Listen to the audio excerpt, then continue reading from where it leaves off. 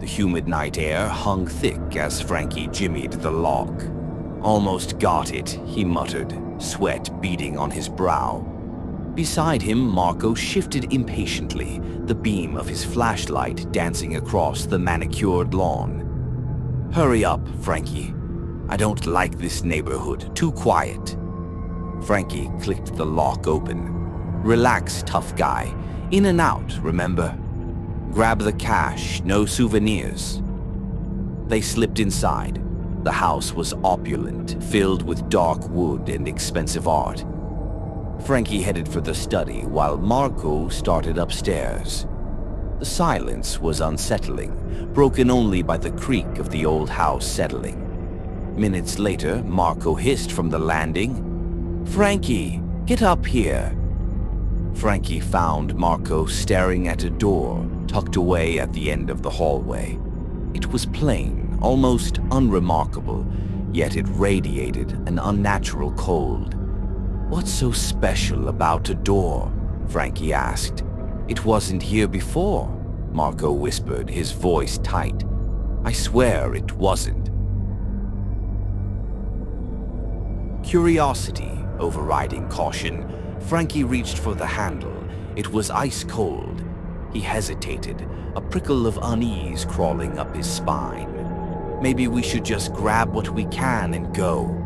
Marco shook his head, his eyes wide with a strange mix of fear and excitement. "No, we got to see what's behind it." With a reluctant shrug, Frankie turned the handle.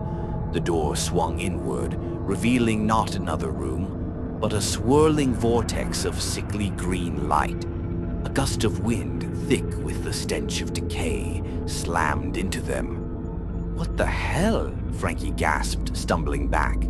Marco, mesmerized, stepped closer. "Whoa!" Before Frankie could stop him, Marco reached out and touched the swirling light. He vanished. "Marco!" Frankie yelled, fear seizing him. He peered into the vortex, his flashlight beam swallowed by the unnatural green. A low growl echoed from within, a sound that resonated deep in his bones. He backed away slowly, then turned and ran. He didn't stop until he was back on the street, gasping for breath. He had to get out of here. Forget the money. Just survive. He didn't see the figure emerge from the house. Tall and gaunt, with skin the color of dried blood, it moved with unnatural speed. Its eyes, black and empty, fixed on Frankie's retreating form. It wasn't human, not anymore. Frankie fumbled with the lock on his car, his hands shaking. He glanced back at the house, a wave of nausea washing over him. The front door was open, and a figure stood silhouetted against the light. It raised a hand, and Frankie saw something glinting in the darkness. Then he heard Marco scream. The scream was cut short, replaced by a wet, tearing sound. Frankie froze, his blood turning to ice.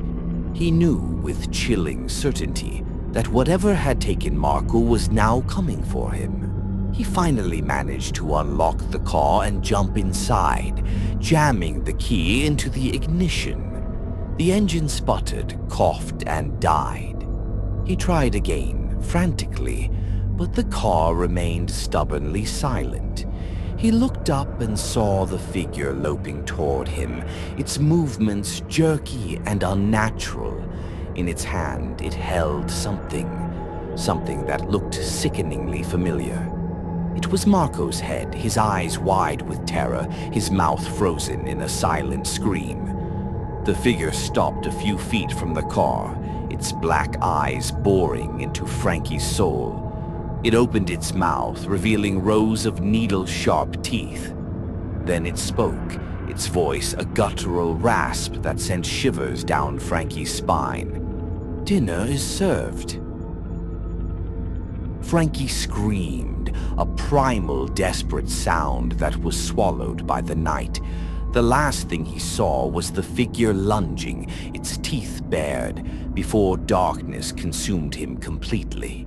The car sat silent on the street, its headlights illuminating the gruesome tableau within. The door to the alternate dimension remained open, a silent invitation to anyone foolish enough to enter. And from within, the low growl echoed, a promise of more terror to come.